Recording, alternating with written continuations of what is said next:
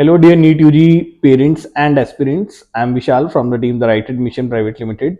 तो अभी बहुत सारे यूजी की फॉर्म्स आ रहे हैं, जैसे कि केरला का फॉर्म आ चुका है, कर्नाटका का फॉर्म आ चुका है। केरला की तो रेदर लास्ट डेट अभी आने वाली है, 30 को खत्म हो जाएंगे इसके फॉर्म्स। तो पेमेंट की लास्ट डेट 30 है, डॉक्यूमेंट्स अपलोड करने की 7 फरवरी तक है। कर्नाटका की 16 फरवरी तक की डेट है। तो अभी ऐसे काफी फॉर्म्स आ चुके हैं और उसी बीच एक आईपीयू का फॉर्म भी आया है। आईपीओ का फॉर्म इन सारे फॉर्म्स से थोड़ा सा अलग है और यही एक रीजन है इस वीडियो को बनाने का। तो मेरे को ये लगता है कि भी बच्चों का काम इस टाइम पर है पढ़ाई करना। उनको क्या फॉर्म्स निकल रहे हैं नहीं निकल रहे हैं उसके बारे में वो ना ही अभी प्लान कर सकते ना ही सोच सकते, उनको इन सब चीजों से दूर रहना है। बट यहीं पर पेरेंट्स का भी एक बहुत इंपॉर्टेंट रोल आता है कि भी वो कोई भी इंपॉर्टेंट फॉर्म को मिस ना करें। कोई भी इंपॉर्टेंट एक्टिविटी जो उनकी एडमिशन प्रोसेस से रिलेटेड है वो उनकी मिस आउट ना हो। और जरूरी नहीं है कि जो फॉर्म्स आ रहे हैं वो सारे के सारे आपने भरने भी हैं। कई बार फायदा हो या ना हो, कई बार नुकसान हो जाता है। अब जैसे कि अगर मैं केरला के फॉर्म की बात करूं तो केरला का फॉर्म या कर्नाटका का फॉर्म ये बेसिकली सिर्फ और सिर्फ प्राइवेट कॉलेजेस के लिए है। यानी कि ऐसे कैंडिडेट्स जो केरला या कर्नाटका में प्राइवेट एमबीबीएस के लिए प्लान कर रहे हैं। केरला इंडिया की सबसे सस्ती स्टेट है, वो सबको पता है। लगभग 45 लाख रुपए से 50 लाख रुपए का टोटल बजट आता है यहाँ पर। और एक गुड स्कोर आपको रिक्वायर्ड है, यानी कि कहीं ना कहीं आप समझिए कि 480 अबव का अगर आपका स्कोर है तो आप केरला को टारगेट कर सकते हैं। कर्नाटका की बात करें तो लगभग यहाँ पर 60 लाख रुपए का टोटल बजट पड़ जाता है, सारे एक्सपेंसेस को मिलाने के बाद 60-65 इसकी रेंज में आपके ऑप्शंस आने शुरू होते हैं। और यहाँ पर भी अगर आपका स्कोर 450 अबव है तो आप इन ऑप्शंस को कंसीडर कर सकते हैं। तो इन फॉर्म्स को भरने का कोई नुकसान नहीं है, क्योंकि इससे आपका डोमिसाइल हैम्पर्ड नहीं होता, आपके डोमिसाइल पे कोई भी फर्क नहीं पड़ रहा, क्योंकि आप वहां पर प्राइवेट कॉलेजेस के लिए पार्टिसिपेट कर रहे हैं।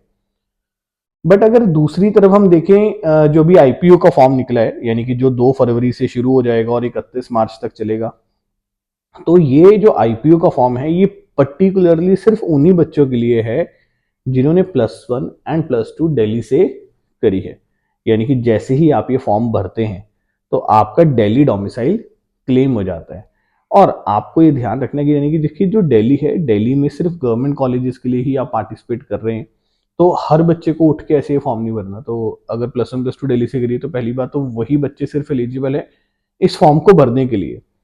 और अगर आप ये फॉर्म भर रहे हैं तो आप इस चीज का भी ध्यान रखिए कि आपका दिल्ली डोमिसाइल क्लेम हो जाता है।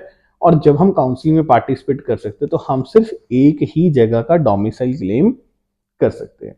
तो अगर तो आपको लगता है कि मॉक टेस्ट देखकर या आपको आइडिया है अपने पुराने स्कोर के बेसिस पर कि आपका जो ऑल इंडिया रैंक है वो 10,000 से नीचे रहेगा, यानी कि 6,000 7,000 इस ब्रैकेट में रहने वाला है, 8,000 तक भी जाने वाला है, 9,000 तक जाने वाला है, तो आप आईपीओ के फॉर्म को कंसीडर कीजिए।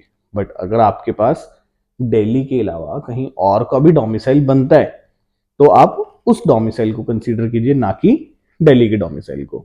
दिल्ली एक कॉम्पिटिटिव स्टेट है बहुत ज्यादा, और एक बार आपका दिल्ली डोमिसाइल क्लेम हो गया तो दूसरी स्टेट्स चाहें तो आपको रिजेक्ट भी कर सकती हैं कि आपका ज्यादा आपने किसी और स्टेट का डोमिसाइल क्लेम किया हुआ है। उस टाइम आप ये नहीं कह सकते कि वो सुनते ही नहीं रहे। इधर आप कहोगे क्या, वो सुनते ही नहीं है कि आपने जी पता नहीं था नंबर भर दिया बच्चे ने, ऐसे हो गया वैसे हो गया, वो दैट डजेंट मैटर। तो अपना कोई भी फॉर्म आप भर रहे हैं बहुत सोच समझकर, बहुत प्लानिंग से आगे जाइए। अंधाधुन कोई भी फॉर्म नहीं भरना है। और अपने क्या क्या एक्सपेक्टेड कट ऑफ्स कहीं पर जा सकती हैं उनको समझिए और देन उसके बाद आगे बढ़िए। जो भी इंफॉर्मेशन किसी एक फॉर्म में भरी है कोशिश कीजिए कि वो सब सिमिलर हो, अलग अलग तरह की इंफॉर्मेशन ना भरी गई हो। एक बार फॉर्म भर दिया जाता है, दोबारा से उसको ठीक करने का मौका नहीं मिलता। वैसे अगर मैं पिछले ट्रेंड्स को देखूं तो आईपीयू का फॉर्म आपको दोबारा भी भरने का मौका मिलेगा। तो अगर आपको लगता है कि अभी आप डाइसी सिचुएशन में हो कि स्कोर का आइडिया नहीं आ रहा, तो अपने नीट के रिजल्ट का वेट कीजिए।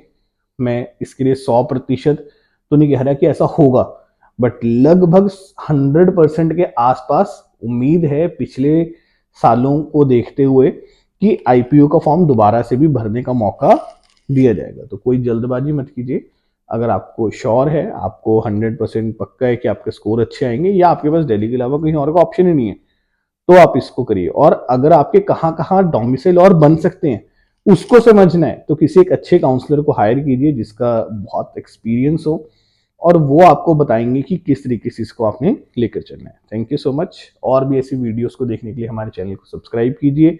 व्हाट्सएप कम्युनिटी का लिंक दिया हुआ है आपके